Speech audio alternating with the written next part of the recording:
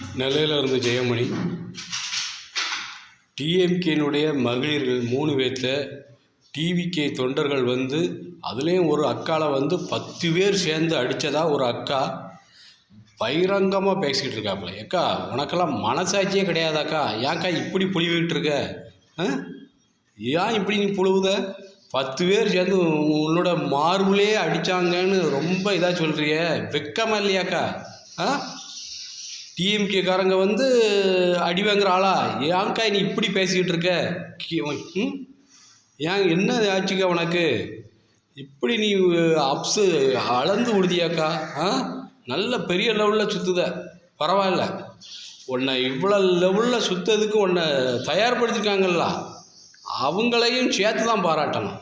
ஏன்னா டிவிக்குங்கிற ஒரு கட்சி ஆரம்பித்து கிட்டத்தட்ட இப்போ ஒரு 2-3 வருஷம்தான் நான் அடி எடுத்து வச்சுக்கிட்டு இருக்கு. இந்த இவ்வளோ நாளைக்குள்ளேயே அதுவும் அரசியல் அது ஒரு நேரம் கூட அரசியல் இதில் வரல. அரசியலில் இறங்கிறதுக்கு தான் இப்போ தயாராகிக்கிட்டு இருக்கு. அதுக்கு முன்னாடியே அந்த தடை. அதுக்கடுத்து ஒரு அண்ணாச்சேனன்னா விசில் அவ்வளோத்தையும் முடங்கி குப்பையில் தூக்கி போடுதாங்களாம். எப்படி குப்பை வண்டிக்கு கொடுத்த விசிலை அவர் வாங்கி கொடுத்துட்டு ஒரு மைக்கு ஒரு ரேடியோ மாதிரி அதை கையில் வச்சு நீங்கள் இதை பட்டினா முக்குங்க, குப்பைகளெல்லாம் சுத்தம் பண்ணிடலான்னு. நம்ம மனசில் இருக்க குப்பைகளை தூர எறியணும். சில பேர் கேட்கலாம், நீ யோக்கியமானு. நான் யோக்கியங்கிறதுனால தான் நான் வீடியோ போட்டுட்ருக்கேன். நான் இதுக்கு முன்னாடி என்னென்ன செய்தேங்கிறது உலகத்துக்கும் தெரியும். எந்த கட்சியில் இருந்தேன், ஆனால் டிஎம்கேயில் இருந்து டிஎம்கே கட்சிக்கும் வேலை செஞ்சுருக்கேன், நாம் தமிழர் கட்சிக்கும் வேலை செஞ்சுருக்கேன். டிஎம்கே கட்சியில் கலைஞரை அரெஸ்ட் பண்ண அன்னைக்கு பசுமறியலும் பண்ணியிருக்கேன். விளங்கிச்சா?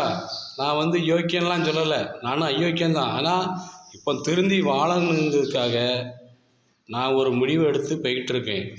இந்த பயணம் எப்பவும் எங்களுக்கு வெற்றி பயணமாக இருக்கும்.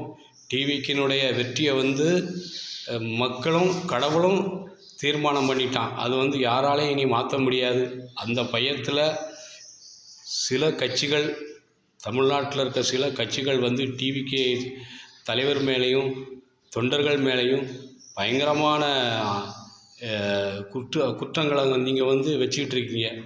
இது மக்களுக்கு தெரியும் யார் என்ன செய்வாங்கிறது.